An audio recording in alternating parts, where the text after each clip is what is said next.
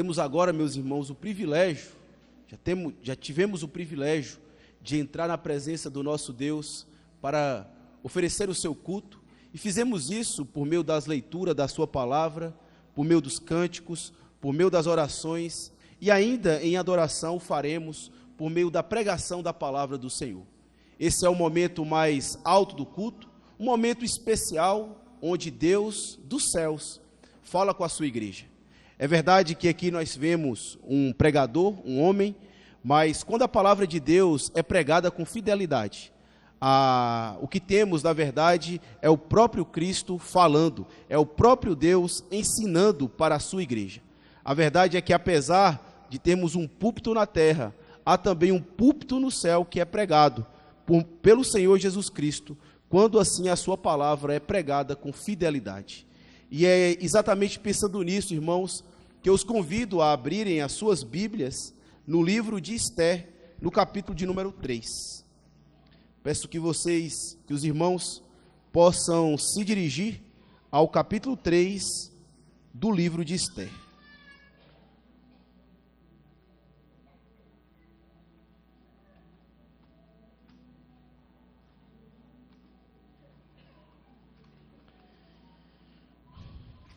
Esther é um livro antes de Jó e um livro após Neemias. Está entre Jó e Neemias. Desta feita, irmãos, iremos pregar do versículo 1 até o versículo de número 6. Esther, capítulo de número 3, do versículo 1 até o versículo de número 6.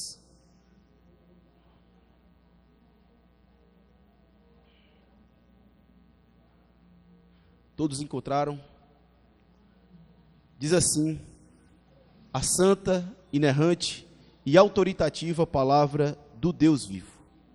Assim diz: depois dessas coisas, o rei Assuero engrandeceu a Amã, filho de Amedata, Agagita, e o exaltou e lhe pôs o trono acima de todos os príncipes que estavam com ele. Todos os servos do rei que estavam à porta do rei se inclinavam e se adoravam e se prostravam perante Amã, porque assim tinha ordenado o rei a respeito dele. Mordecai, porém, não se inclinava nem se prostrava. Então, os servos do rei, que estavam à porta do rei, disseram a Mordecai: por que transgrides as ordens do rei?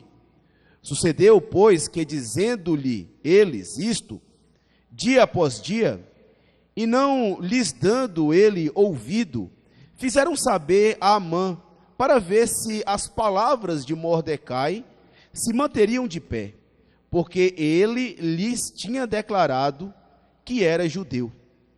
Vendo, pois, Amã que Mordecai não se inclinava, nem se prostrava diante dele, encheu-se de furor. Porém, teve como pouco nos seus propósitos o atentar apenas contra Mordecai, porque ele havia declarado de que povo era Mordecai. Por isso, procurou Amã destruir todos os judeus, povo de Mordecai, que havia em todo o reino de Israel. Amém. Vamos orar, meus irmãos, mais uma vez, pedindo ao nosso Deus que nos conceda a graça de entender a passagem que está diante de nós, e que Ele mesmo possa falar aos nossos corações por meio dessa porção. Oremos. Bendito Deus e eterno Pai que está nos céus, o Deus de Abraão, o Deus de Isaque e o Deus de Jacó, o Deus vivo e verdadeiro, que reina e governa por toda a eternidade, que nesse instante está sentado em um trono de glória, governando todas as nações pelo cetro do seu poder. Bendito Deus, aqui nos colocamos mais uma vez diante de Ti, reconhecendo, Senhor Deus, a nossa total ineficiência e dependência do Senhor, reconhecendo, ó Deus, que dependemos do Senhor para que possamos compreender aquilo que está registrado pela pena do escritor do livro de Esther, a quem o teu Espírito Santo inspirou. Ó Deus, que essa passagem possa ser desvendada aos nossos corações e possamos compreender aquilo que o Senhor quer para as nossas vidas. Que possamos, ó Deus, ouvir a voz do Senhor a falar em nossos corações.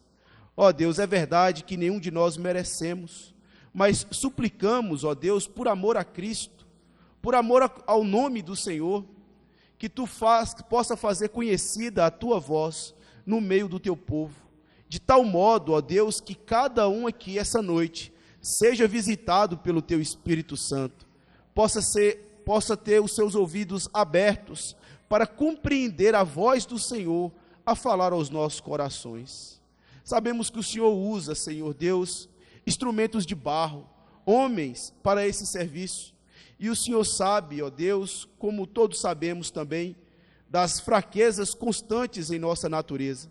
E eu falo especificamente de mim, a quem o Senhor me chamou para poder pregar a tua palavra, e pesa sobre mim a responsabilidade de ser fiel. Me ajuda, Senhor Deus, apesar das minhas limitações, e apesar dos meus pecados. O Senhor sabe, ó Deus, que se tu não fores comigo, certamente eu serei ineficaz. Nada haverá em mim que possa mover qualquer coração, ou qualquer propósito nos corações dos homens. Dependo, Senhor Deus, tão somente e totalmente da ação sobrenatural do teu Espírito, que possa acompanhar a palavra e que ela possa necessariamente, devidamente, penetrar os corações dos meus irmãos. Que o teu povo, Senhor, seja edificado, seja fortalecido, seja confrontado, possa ser conduzido ao arrependimento, e suplicamos também, ó Deus, que vidas sejam salvas. Hoje, homens e mulheres possam se curvar diante do Senhor por meio da ação do teu Espírito, através da palavra do Senhor pregada. Oramos, ó Deus, assim, em nome de Jesus, nosso Salvador. Amém.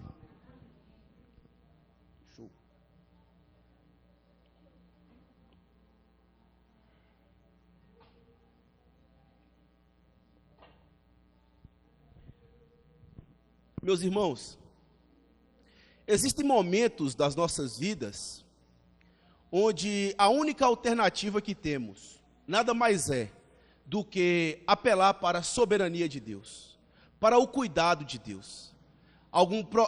Certamente você já deve se ter apercebido em alguma situação da qual você não poderia fazer mais nada. Ninguém podia fazer nada por você. Certamente houve situações onde você olhou para um lado e olhou para o outro, onde não havia escapatória, e a única coisa que restava a você, nada mais é do que tão somente confiar na soberania de Deus, confiar na ação divina, porque ninguém mais poderia mudar a situação ou as coisas. E o que fazer nessa situação? Devemos, meus irmãos, tão somente, como é dito, confiar nessa soberania. E um exemplo clássico disso que nós temos na história é exatamente a história de Policarpo de Esmirna, um homem piedoso e santo, um pai da igreja, que temia ao Senhor e servia de corpo e alma ao nosso Deus. E acontece que ele viveu em um período de instabilidade, principalmente para o cristianismo, no período onde a perseguição ao povo de Deus era algo ferrenho, mas ele servia a Deus e servia com qualidade a Deus em um país opositor, em uma nação que não temia a Deus. E aquilo que ele suspeitava estourou dentro do Império Romano, que foi a perseguição contra os cristãos. Acontece que os opositores, eles estavam ávidos por querer a cabeça de Policarpo, dada a sua importância e dada a contribuição que ele dava para o cristianismo naquele período. Então, por orientação da sua própria igreja e de irmãos, ele se escondeu da perseguição em um local onde ninguém poderia encontrá-lo. Mas por incrível que pareça, meus irmãos, os soldados romanos deram conta de onde Policarpo estava, e então foi atrás deles. Mas antes dos soldados chegarem no local onde Policarpo estava escondido, ele tomou consciência e fugiu para um segundo lugar. Só que acontece que naquela condição havia um servo que trabalhava na casa e que acabou traindo Policarpo, e por conta da tortura que os soldados romanos impuseram sobre aquele rapaz, ele acabou declarando onde era o esconderijo de Policarpo. Nesse meio tempo, Policarpo já tinha consciência do que Deus estava reservando para ele, porque em oração ele havia se convencido de que o modo como Deus queria que ele o servisse era através do martírio. E quando ele tomou nota de que os seus companheiros, as pessoas de dentro da sua casa, já o estavam traindo, ele simplesmente decidiu confiar na poderosa mão de Deus e da sua soberania. Acontece que, enquanto os soldados chegaram nessa segunda residência, onde Policarpo estava residindo, ele simplesmente decidiu não escapar. Ele havia possibilidade, mas ele preferiu ficar no local onde ele se encontrava. E acabou que os soldados, então, o capturaram. E Policarpo fez apenas um pedido para aqueles soldados, e que eles certamente concederam a Policarpo. E foi exatamente esse: que ele pudesse permanecer um tempo em oração antes de ser levado para o Coliseu. E os soldados, então, concederam isso a Policarpo. Aquele momento que Policarpo pediu em oração a Deus, que pelo entendimento seria um breve momento, durou 2 horas de oração. E quando Policarpo saiu do quarto, os soldados romanos se sentiram envergonhados e até mesmo constrangidos em capturar Policarpo, dada a sua piedade, a sua mansidão e principalmente por ser um velho tão bondoso. Policarpo tinha 80 anos, mas simplesmente por obediência à soberania de Deus, ele se entregou ao martírio para ser sacrificado, levado para o Coliseu. Quantos de nós, meus irmãos, estaríamos dispostos a nos colocar assim, confiantes na mão de Deus, quando a perseguição vem sobre as nossas vidas? O que é que nós podemos fazer quando a perseguição ela é algo patente ao cristão? Quando a última solução que tem nada mais é do que ser sacrificado. O que fazer? Desesperar? O que fazer? Rasgar as nossas vestes? Nos entrar em depressão? Entrar em dificuldade? A resposta, meus irmãos, nada mais é do que confiar na soberania de Deus e deixar que o resto Deus resolva. É exatamente isso que nós encontramos aqui. E para isso nós temos o exemplo de uma figura que nós temos conhecido já há alguns capítulos atrás. O exemplo de Mordecai, que assim como nós, assim como Policarpo, ele habitava no meio de um povo que necessariamente não temia a Deus e que por algumas circunstâncias se viu então perseguido por conta da sua fé.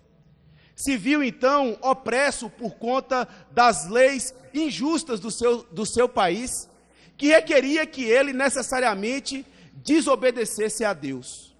No entanto, a semelhança do que fez muitos cristãos na história, ele preferiu então obedecer, ao invés de negar a sua fé e se dispor contra a vontade de Deus no meio de uma sociedade que não temia ao nosso Deus.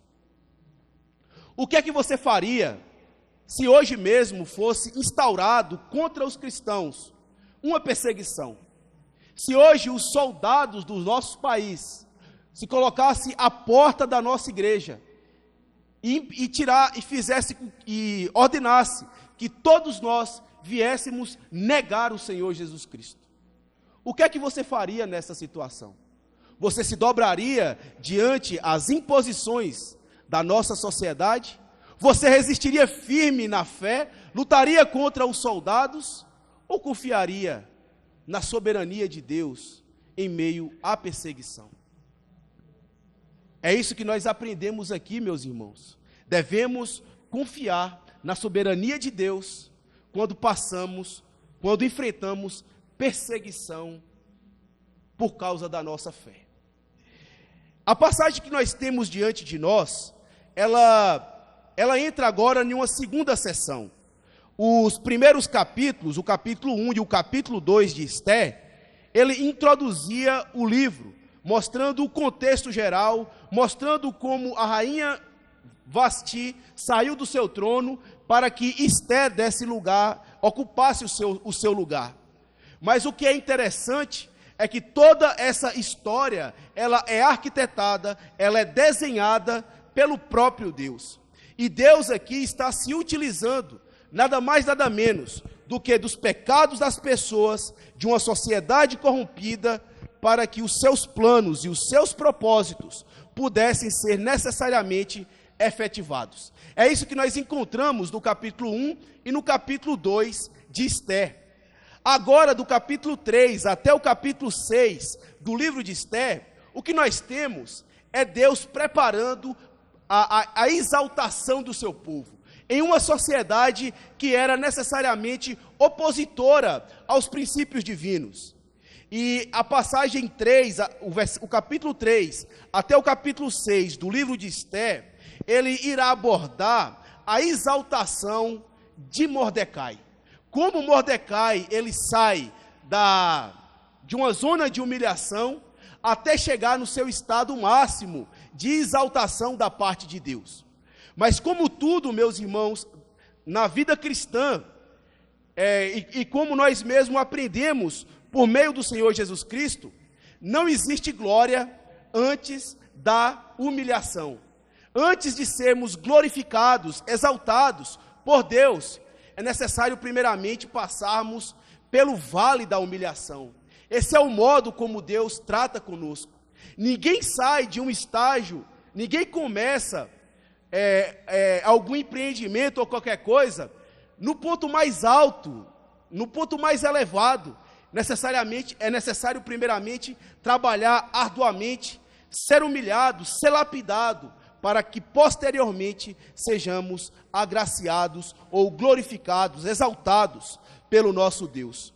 E o versículo 1 ao versículo 6 de Esther, nessa passagem aqui no capítulo 3, ele fala exatamente da humilhação de Mordecai, a começar por uma perseguição que estava sendo instaurada ao povo de Deus.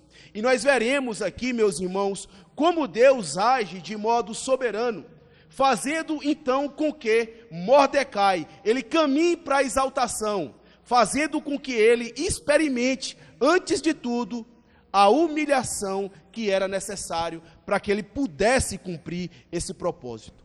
Uma coisa que nós devemos ter em mente, meus irmãos, diferentemente do que muitos coaching do nosso dia vem ensinando, ou até mesmo pessoas pregando uma mensagem que é avessa ao Evangelho, prometendo glórias, prometendo louros para um povo, antes mesmo de vir o trabalhar de Deus. Muitas pessoas acham que é capaz de alcançar o sucesso, tão somente pelo esforço dos seus braços, tão somente pela dedicação da sua alma. É verdade, esse é um meio capaz de chegar, mas nós não devemos esquecer que antes mesmo das nossas forças, a soberania de Deus age através dela. Se Deus quiser, se Deus tiver intenção de que ao cheguemos lá, chegaremos. Não é o nosso braço que determina a vitória, mas a mão de Deus conduzindo a situação para que a sua vontade seja necessariamente estabelecida na vida do seu povo. E o que nós veremos aqui, meus irmãos, nada mais é do que Mordecai enfrentando, experimentando, encarando a perseguição que vinha nos seus dias. De tal modo que, se tem alguma lição que nós aprendemos à luz dessa passagem, é exatamente essa. E que você possa guardar isso no fundo do seu coração. O remédio para que nós possamos enfrentar a perseguição nada mais é do que confiar na soberania de Deus. O remédio que você tem, que nós temos para suportar a perseguição, é confiar na soberania de Deus. Você tem passado por alguma perseguição por conta da sua fé? Seja na sua casa, seja no seu trabalho, seja na sua sociedade. O que é que como as pessoas têm lhe visto como crente? E como você se vê, como você se posiciona como cristão em uma sociedade que é completamente diferente daquilo que Deus determina para que seja. Certamente qualquer pessoa que queira servir a Deus experimentará perseguição nessas instâncias. E veremos hoje, meus irmãos, 3 maneiras como nós podemos enfrentar essa perseguição, essa oposição que se levanta contra o povo de Deus. E a primeira delas nada mais é do que enfrentando o antagonismo presente no nosso mundo. Se você é um crente, se você tem uma fé viva no Senhor Jesus Cristo, e ela é quem determina o modo como você anda, a primeira maneira que você tem de, confiando na soberania de Deus, enfrentar a perseguição, é suportar o antagonismo desse mundo, encarar ele de frente, ir até a frente de batalha e lutar nesse antagonismo. A segunda coisa que vemos, meus irmãos, nada mais é do que suportando a oposição do mundo. Essa é a maneira como você tem de enfrentar a perseguição. Não apenas encarar ela de frente, mas suportar o peso da perseguição, confiando na soberania divina. Confiando que Deus há de conduzir você no meio de toda essa avalanche. E a terceira coisa que vemos aqui, meus irmãos, é que nós devemos enfrentar a inimizade desse mundo. É assim que nós enfrentamos a perseguição confiando na soberania de Deus, enfrentando a inimizade desse mundo. Como crente, você deve entender que o mundo é o seu inimigo. O mundo não é um dos seus aliados. O mundo anda na contramão da sua vida, e você na contramão do mundo. E você deve saber muito bem de que lado você está jogando. Se você joga a favor dos princípios mundanos, ou se você joga a favor dos princípios divinos que são contrários ao mundo que nós habitamos.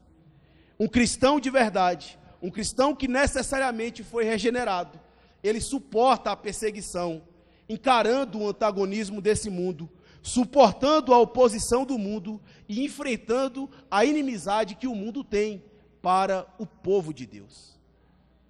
Vejamos então, meus irmãos, a partir de agora, a primeira coisa que é necessária para enfrentarmos essa perseguição, que nada mais é do que enfrentando o antagonismo desse mundo.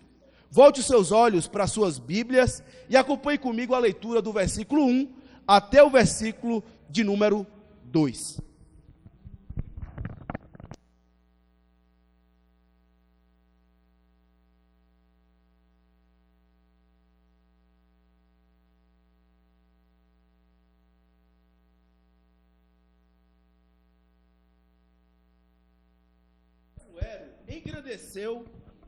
Engrandeceu a Amã, filho de Amedata, a Gagita, e o exaltou e lhe pôs o trono acima de todos os príncipes que estavam com ele. Todos os servos do rei que estavam à porta do rei se inclinavam e se prostravam perante Amã, porque assim tinha ordenado o rei a respeito dele. Mordecai, porém, não se inclinava e nem se prostrava diante de Amã. Aqui nós vemos, meus irmãos, a primeira coisa se levantando contra aquela primeira coisa que se levanta contra o cristão, que é exatamente o antagonismo desse mundo. Uma coisa que nós devemos lembrar é que Mordecai, ele havia feito momentos anterior a esse, porque o texto começa assim: depois dessas coisas, depois de que coisas? Depois exatamente de Mordecai, lá no capítulo 2, versículo 21 a 23, fazer uma bondade ao rei Assuero, protegendo ele dos eunucos que queriam tomar o poder e matar o rei Assuero.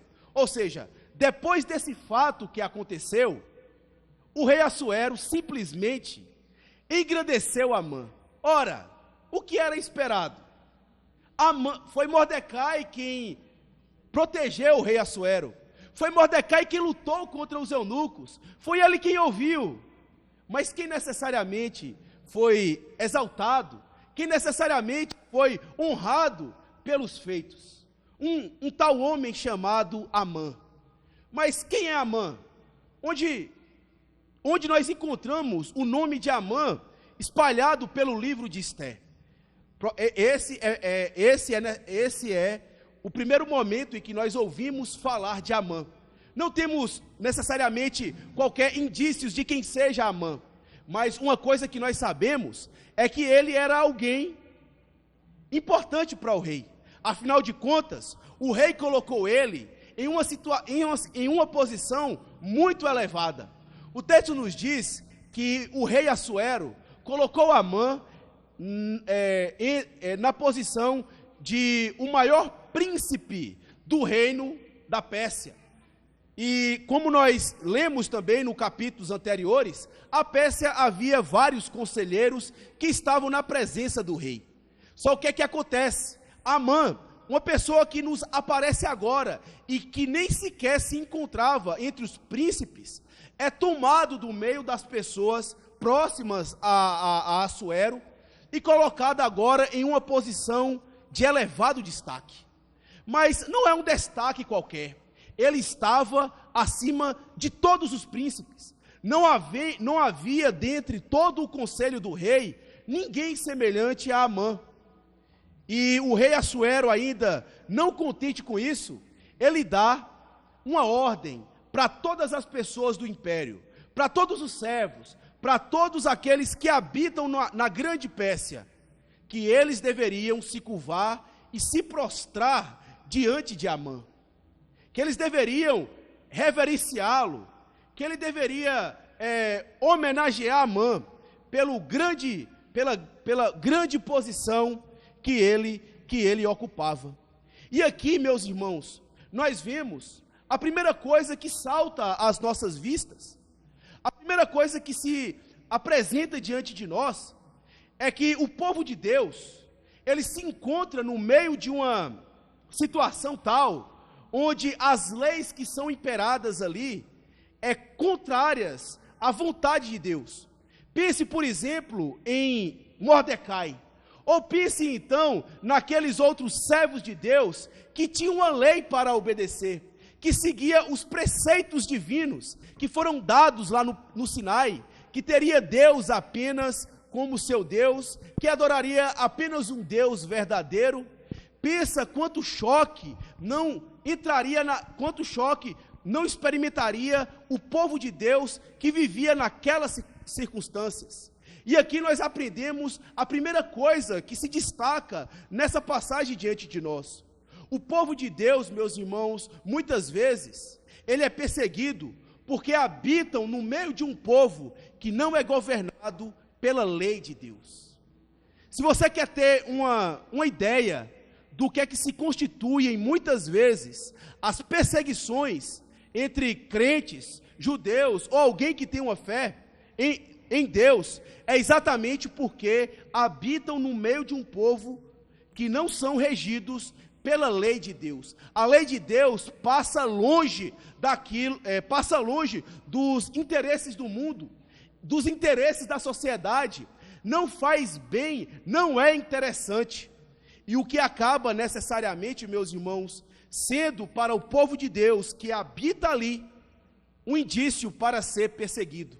Foi nessas circunstâncias que Policarpo foi perseguido. Ele vivia no Império Romano, e o Império Romano era completamente idólatra, adorava a César, e quem não se prostrasse diante de César, deveria morrer. Era ordenado aos cristãos renunciar a Cristo, se não quisessem ser comida de leão, de feras. E muitos cristãos daquela época, meus irmãos, eles simplesmente se deixaram ser comida de leão, comida de feras, por negar aquilo que o imperador de Roma estava requerindo sobre ele. E agora nós vemos Mordecai em uma situação semelhante. O governador Assuero, o rei da Pérsia, coloca uma lei quase que impraticável pelo povo de Deus que se encontrava ali, e que necessariamente ia de encontro com aquilo que eles acreditavam. Aqui, meus irmãos, nós vemos uma característica muito viva do que seria um governo que não teme a Deus. Essa passagem, ela nos mostra de forma muito clara isso. E a primeira coisa que nos salta à vista é que um governo que não teme a Deus, ele costuma ser um tanto vaidoso. Preste bem atenção. Quem é Amã? Você já chegou a ouvir falar de Amã entre os príncipes do rei? Ninguém ouviu falar de Amã. Esse é o momento em que Amã aparece. E quando ele aparece, ele é colocado em uma posição de destaque. Mas por que o rei faz isso? Qual foi a contribuição que Amã deu para o império? Quais as qualidades que Amã apresenta para que ele possa ocupar uma posição tão grande? Não nos é dito. O texto não fala, não nos é apresentado qualquer indício. Parece que Assuero queria apenas mostrar o poder que a sua caneta tem, o poder que a sua palavra tem, instituindo uma lei em que as pessoas deveriam se curvar diante de Mordecai. E aqui nós vemos a segunda característica do governo humano, que além de vaidoso, coloca leis injustas. Eu pergunto para você, qual a necessidade de uma lei ser colocada dentro da Constituição persa, de que todos os homens, todas as mulheres, se curvassem diante de Amã? Qual a contribuição que essa lei traria para a Pérsia? O que é que havia de mudança na Pérsia, se isso fosse realmente praticado? Certamente, meus irmãos, nada. Simplesmente faria com que a ordem do rei seria estabelecida, e o rei pudesse então concretizar aquilo que ele tanto queria. Ou seja, o governo humano, meus irmãos, em muitas vezes, eles apresentam diante de nós como um governo vaidoso, um governo que gosta de mostrar o seu poder, que gosta necessariamente de mostrar as suas facetas gloriosas, e também que apresenta muitas leis injustas, leis que necessariamente não têm fundamento. Será que você habita em um país assim? Será que a sua sociedade está muito distante da antiga Pérsia, onde os governantes ou aquelas pessoas que estão em posição de autoridade gostam necessariamente gostam de então demonstrar a sua vaidade pelo seu poder e pelo seu domínio? Ou então que exista no seu país leis que necessariamente não têm qualquer fundamento e que não têm nenhuma contribuição? Parece até, meus irmãos, que nós estamos falando do Brasil de hoje, da sociedade que nós vivemos hoje, com governantes vaidosos, que não necessariamente estão preocupados com a administração ou o bem do povo, que estão mais se prostrando como um espetáculo, que querem ser servidos em vez de servir a nação. São colocados de uma posição de serventia da sociedade, mas querem, na verdade, servidão do povo. É isso, meus irmãos, é exatamente por isso, que a perseguição muitas vezes chega até o cristão, porque muitas vezes nós habitamos no meio de um povo que não é governado pela lei de Deus. E eu tenho uma notícia para você, tanto eu quanto você habitamos em uma sociedade assim. E o que nós podemos fazer então? Eu queria primeiramente, meus irmãos, levar você a entender uma primeira coisa. Devemos entender que a nossa pátria não é aqui. O que nós devemos entender é que o nosso soberano, o nosso governador é Deus. E se tem uma lei e os princípios que nós devemos viver por meio delas, é exatamente o princípio da lei de Deus. Independente de onde quer que nós venhamos servi-lo, seja em uma nação completamente antagônica a Deus, seja em um local onde existe muitas colônias de cristãos, não importa. Deus é nossa autoridade máxima e é a Ele que nós devemos servir. Ainda que a espada, ainda que a lei se volte contra nós, nós devemos servi-lo. Uma segunda coisa que nós devemos também tomar como aplicação para nós, é que devemos entender, meus irmãos, que o inimigo ele pode estar bem perto de você. Se você habita em uma sociedade onde ela é completamente antagônica à lei de Deus, você pode ter um inimigo contrário à sua fé, contrário ao que você crê, dentro da sua casa, dentro do seu trabalho, entre os seus amigos. Pessoas que necessariamente não concordam com o que você crê e necessariamente não aceitam aquilo que você professa.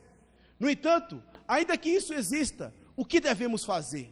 Devemos ir de encontro, lutar, brigar, arrancar sangue por conta dessas coisas? Mais uma vez eu digo, não, meus irmãos, devemos servir a Deus. Se você é um pai de família ou uma mãe de família, que tem uma oposição dentro do seu lar, sirva a Deus, ame o seu inimigo, se ele lhe fere, dê a outra face, não julgue o mal com o bem, mas não trate o mal com o mal, mas trate o mal com o bem.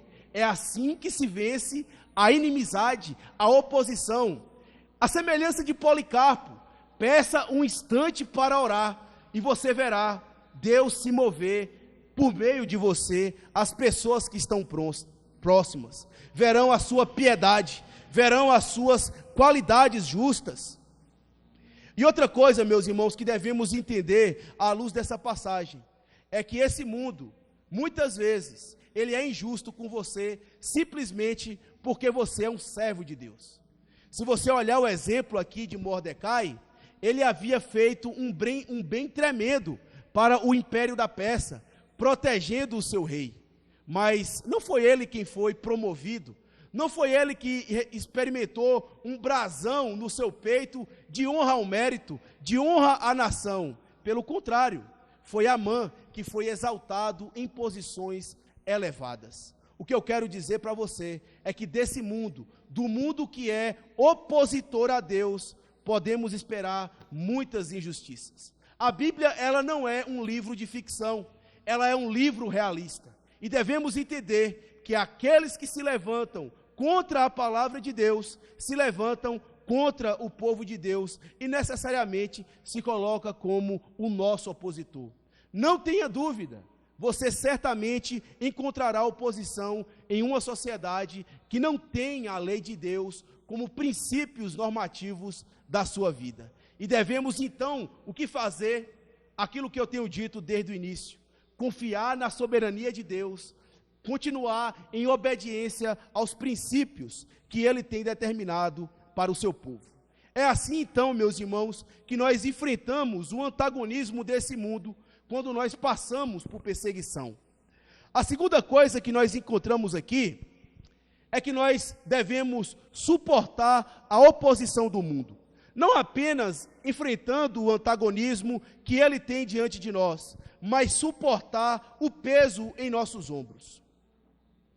Acompanhe comigo o que diz aí a passagem do versículo 3 até o versículo de número 4.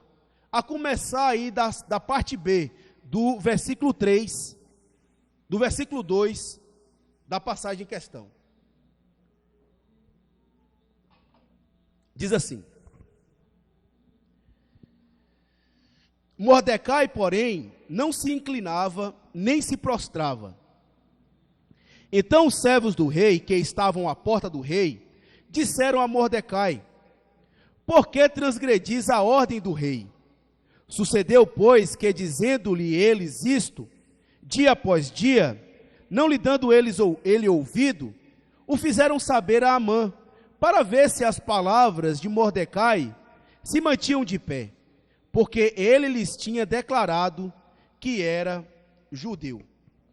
Aqui, meus irmãos, nós vemos em segundo lugar, que o povo de Deus ele é perseguido por sua fé, quando nós não andamos de conformidade com o mundo. Sabemos que o mundo é o nosso opositor. O mundo não é necessariamente governado pela lei divina, ele não segue os princípios divinos. E nós seremos perseguidos por ele por causa disso. Mas seremos perseguidos também quando nós não nos dobrarmos para as suas leis, quando nós não nos dobrarmos para os princípios que eles ensinam e que vão necessariamente de encontro com a vontade de Deus para nós. Ou seja, quando nós não andamos em conformidade com o mundo, pode esperar, o mundo se levantará com você. Mas se você andar de conformidade com o mundo, fique tranquilo, a perseguição não irá bater na sua porta. Você viverá como qualquer outra pessoa normal, porque você se parece, você vive, você está de conformidade com o mundo. Mas do contrário, se você quer ser um verdadeiro crente, em um mundo antagônico, você experimentará perseguição. E é exatamente isso que nós encontramos aqui. A passagem nos mostra que depois que a lei foi estabelecida, as pessoas que viviam ali junto de Mordecai, vendo que ele não obedecia ao que era determinado pelo rei Assuero, eles ficaram se questionando, por que Mordecai não se curva diante do rei, diante de Amã?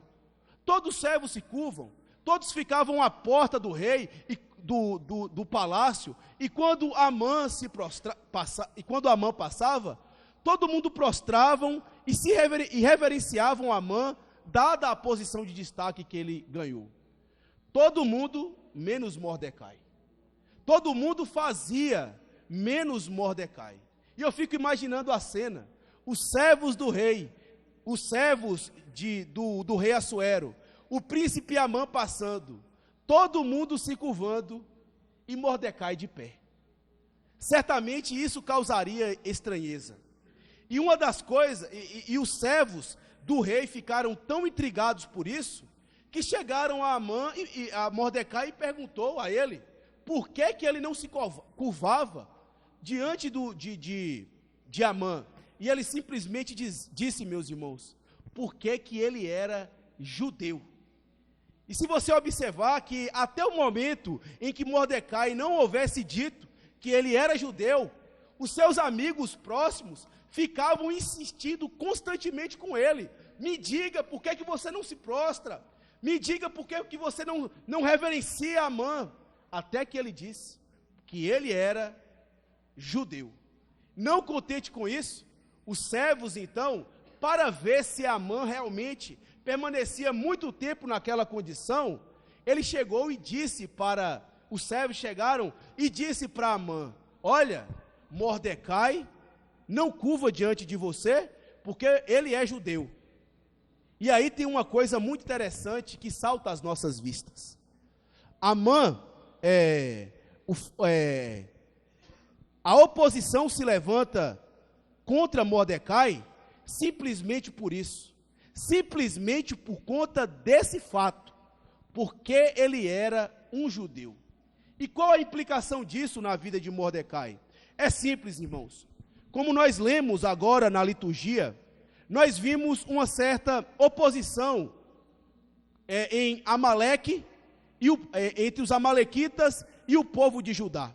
E se você reparar bem aí na sua Bíblia, lá no versículo 2, é-nos dito que Amã, ele era filho de Amedata, o Agagita. E quem eram os Agagitas? Os Agagitas nada mais eram do que a descendência de Agag, o rei de Israel. Exatamente aquele a quem Saul havia poupado de não matar, porque por alguma situação ele queria preservar o despojo contra os amalequitas. E Samuel então confrontou Saul dizendo que ele estava desobedecendo a Deus, porque Deus queria que matasse Agag. Mas uma coisa também nos mostra que lá em Êxodo, quando lemos acerca dos amalequitas, nos foi dito no último versículo do capítulo 17, que Deus havia declarada oposição contra os amalequitas, de tal modo que todas as gerações deles seriam inimigos do povo de Deus, que não seria necessário, que não era para o povo de Deus se agregar a esses homens. E aí nós temos duas coisas agora pesando na consciência de Amã. Ele era judeu, e os judeus eles reverenciavam e adoravam apenas um, que era o Deus de Israel, que era apenas um, aquele que governava pelos séculos dos séculos. Isso já seria necessariamente uma grande afronta, mas mais afronta seria ainda se curvar diante de um inimigo de Deus, de um inimigo do povo de Deus, que eram os agagitas, filhos de Agag, da descendência dos amaleques, que eram abertamente declarados inimigos do povo de Deus. E é exatamente por isso, então, irmãos, que Mordecai, então, ele não se prostra e não se curva diante de Amã. O que necessariamente agora ele entra em um novo cenário. Nós vemos aqui que Mordecai, ele é perseguido por causa da lei do reino onde ele vivia. E não apenas por conta do rei, da lei, mas também por causa dos servos do rei. A oposição agora chegou até as tendas de Mordecai. E como ele deve se comportar? A fúria de Amã já está nas alturas por conta de Mordecai, por conta do que ele havia feito devido à sua fé. E é exatamente assim. E o que nós vemos é que Mordecai agora ele está suportando esse peso. Os servos do rei vêm sobre ele, insiste com ele. Mas o que é que Amã faz? Se você olhar aí na sua Bíblia, é dito que Mordecai, ele, no versículo 4, diz assim: sucedeu, pois, que dizendo-lhe eles isso, dia após dia, e não lhes dando ouvido, ou seja, Mordecai, ele resistia àquela perseguição. Ele não dava ouvidos ao que os servos do rei havia dito, e muito menos agora, depois que Amã já estava enfurecido por conta dele. A verdade, meus irmãos, é que nós devemos agir a essa semelhança, suportar a oposição que se levanta contra o povo de Deus em momentos de perseguição. E aqui nós temos também algumas lições que é próprias para nós aprender à luz dessa passagem.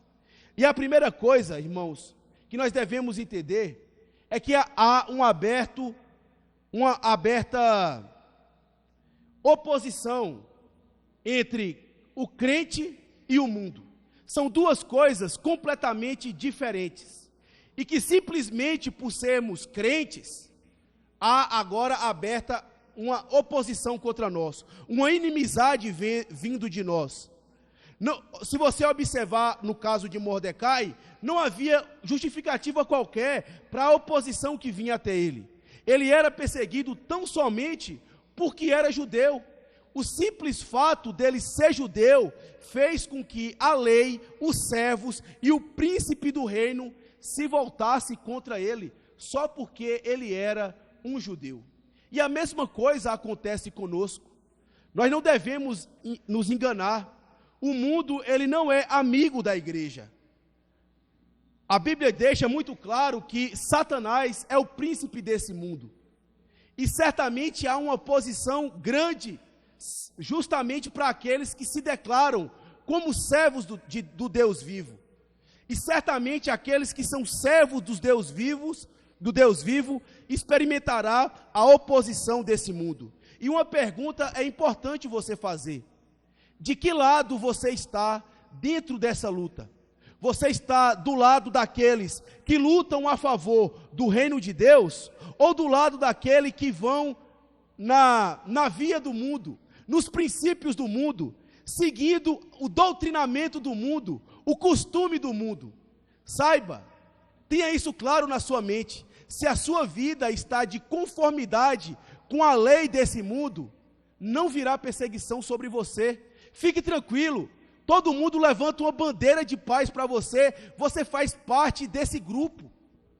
Mas se você não pertence ao reino de Deus, que é completamente diferente, que não segue os mesmos costumes, que não segue as mesmas leis, certamente haverá perseguição. Certamente as pessoas olharão para você de um modo estranho.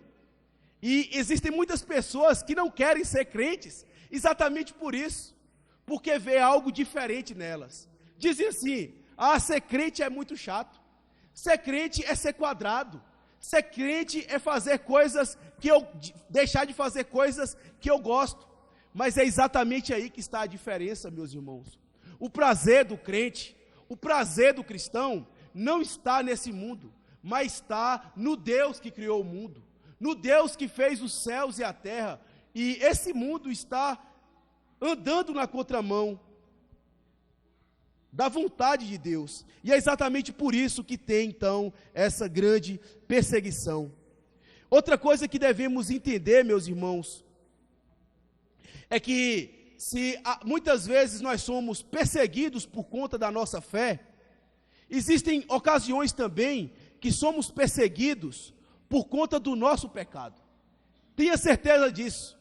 O nosso pecado tem um poder grandioso de generalizar as coisas, de trazer consequências graves para coisas futuras.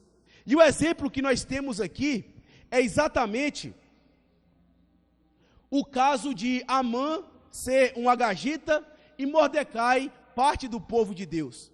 Repare bem, se Saul não tivesse matado Amaleque, Agag na ocasião, se Saul tivesse matado Agag e não tivesse poupado o seu povo, certamente agora não haveria a descendência de Agag, ou seja, Amã não existiria. E veja agora onde um descendente de Agag está, em uma posição elevada, e pior, governando agora aqueles que servem às leis de Deus. Ou seja, o pecado de Saul teve consequências de gerações, que foi encontrar anos depois. Mas isso não é novidade na história da redenção. Se você quer um exemplo mais próximo, eu tenho um para lhe dar, que é exatamente o exemplo de Adão. Adão, ele pecou também contra Deus, ele fez aquilo que não era devido aos olhos de Deus, transgrediu o mandamento de Deus. E sabe o que aconteceu? Uma catástrofe generalizada. O mundo inteiro foi alvo do pecado e nós morremos a morte de Adão. De tal modo que as consequências do pecado de Adão veio sobre nós hoje. E toda a humanidade hoje sofre por conta desse pecado. E é exatamente pelo pecado que muitos são lançados hoje no inferno, porque não necessariamente se arrependem dos pecados seus que cometeram. O que eu quero que você veja é que o meu pecado e o seu pecado têm consequências gerais. Eles podem perdurar por gerações. Se você considera o seu pecado como algo de só menos, eu digo para você, ele é o grande causador da infelicidade na sua vida. Ele é o grande causador dos problemas que você tem na sua casa e no seu trabalho. Ele é o grande causador das dificuldades internas na sua consciência, os seus próprios pecados. Mas eu tenho uma boa notícia para você, é que apesar de Adão ter cometido o pecado, que de tal modo alcançou a humanidade, Cristo venceu o pecado, e a justiça dele alcançou também toda a humanidade, de tal modo que aqueles que depositam a sua fé em Cristo, estão livres da condenação do pecado, estão livres das consequências trágicas, eternas, que o pecado pode trazer na sua vida. Sim, se o pecado ele tem consequências de gerações, eu quero que você saiba nessa noite, a obra do Senhor Jesus Cristo, o trabalho redentivo do Senhor, tem consequências eternas. Você pode desfrutar pela eternidade da presença de Deus. Se você se arrepender do seu pecado, se você depositar a sua fé no Senhor Jesus Cristo, tão somente isso, e você experimentará rios de glória no seu coração. Assim, meus irmãos, é que nós devemos então suportar a oposição desse mundo. Por último lugar, o que nós vemos aqui, para que nós possamos enfrentar a perseguição, confiando na soberania de Deus, é que devemos enfrentar a inimizade desse mundo. O mundo ele se colocará contra nós, e nós devemos enfrentar essa inimizade. Veja aí o que diz os últimos versículos. Versículo 5. Vendo, pois, Amã que Mordecai não se inclinava, nem se prostrava diante dele, encheu-se de furor. Porém, teve como pouco nos seus propósitos o atentar apenas contra Mordecai.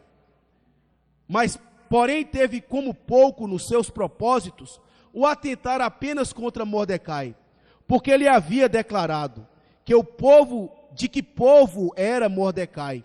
Por isso procurou Amã destruir todos os judeus, povo de Mordecai, que havia em todo o reino de Assuero. Parece, meus irmãos, que as coisas vão ficando cada vez mais graves. Primeiro nós temos uma lei de oposição ao povo de Deus. Depois nós vemos que essa lei persegue o povo de Deus.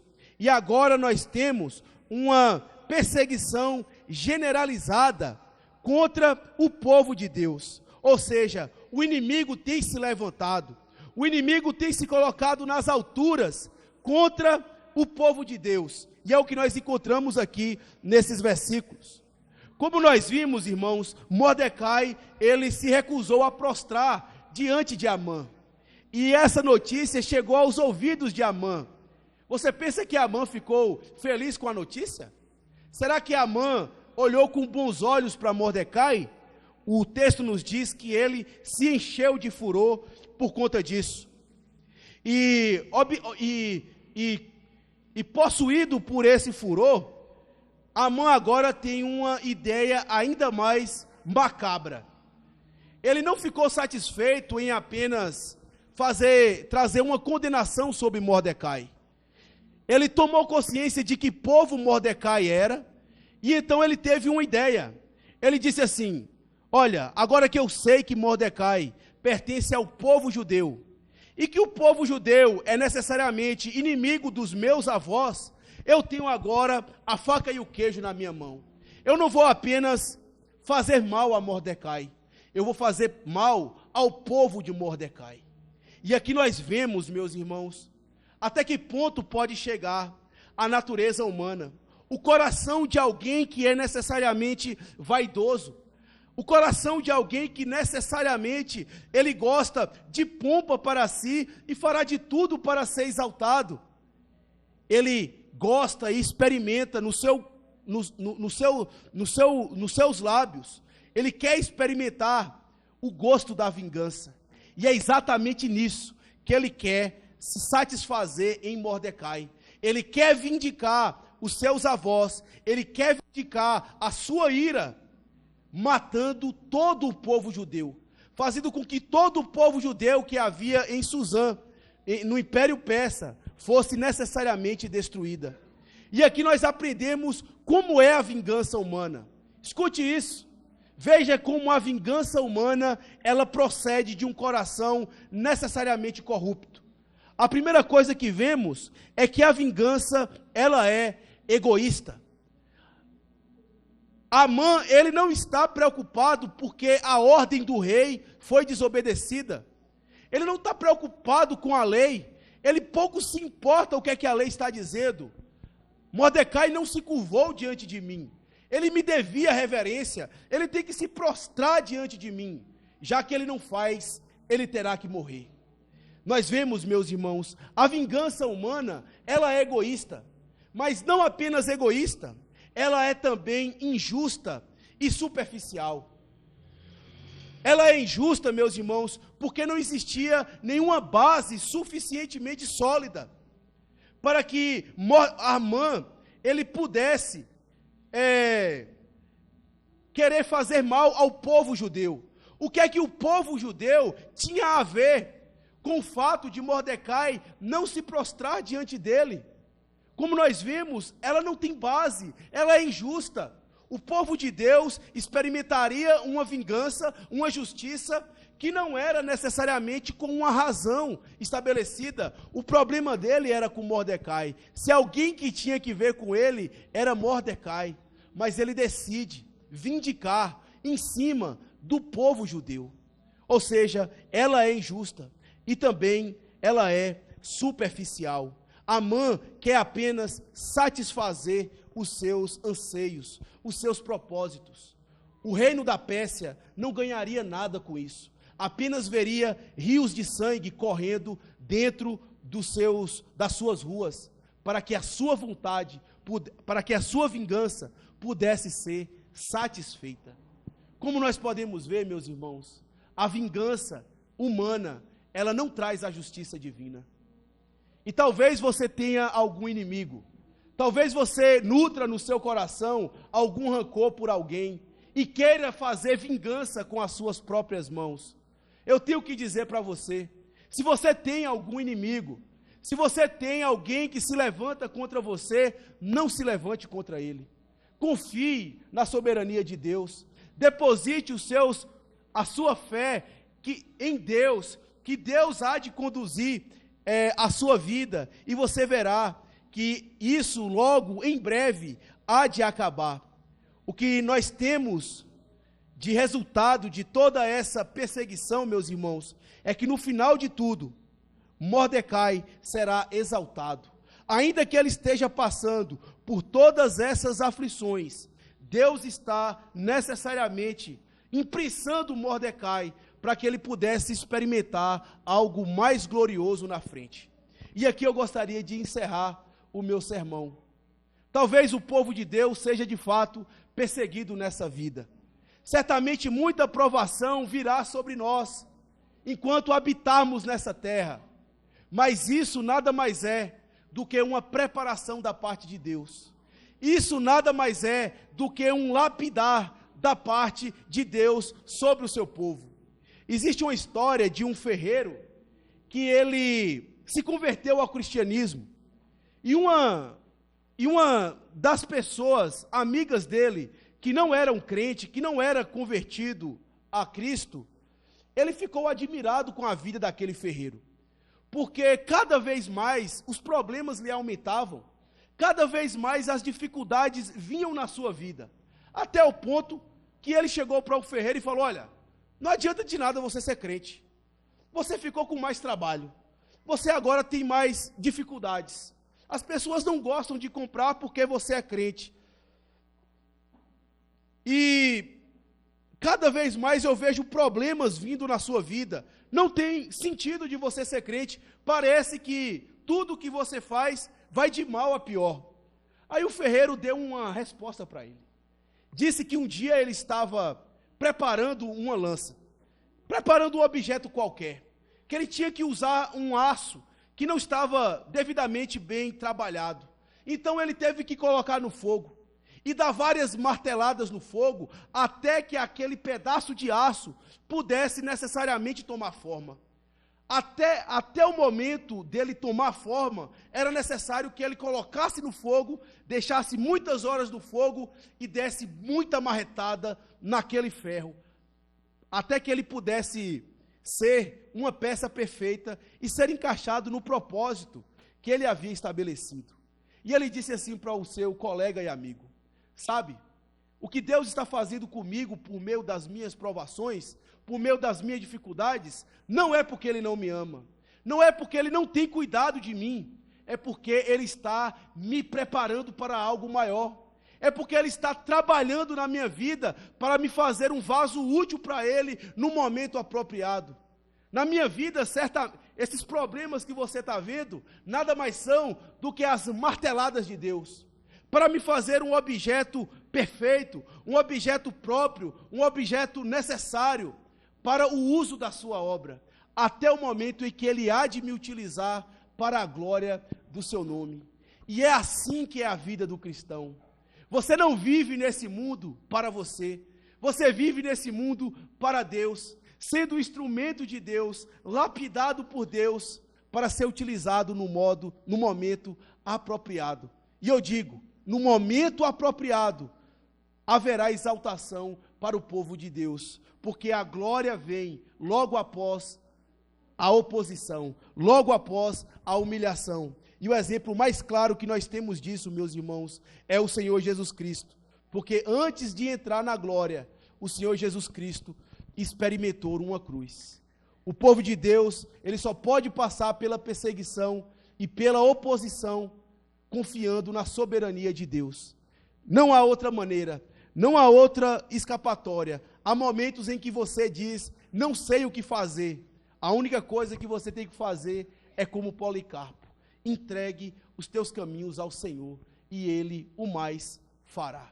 Que Deus nos abençoe e ajude, irmãos, que possamos então aplicar essas verdades no nosso coração.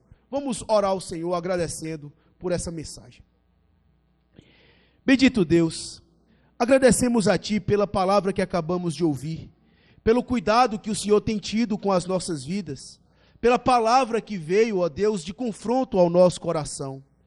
Que essas coisas, ó Deus, possa permanecer conosco e que possa encontrar guarida nos corações dos teus servos, que pode, Senhor, necessariamente edificá-los e fortalecê-los. E sempre terem em mente, ó Pai, que não existe outra maneira de vivermos esse mundo, se não for olhando para o céu, donde o Senhor tem governado as nações. Assim nós oramos e te agradecemos em nome do Senhor Jesus. Amém.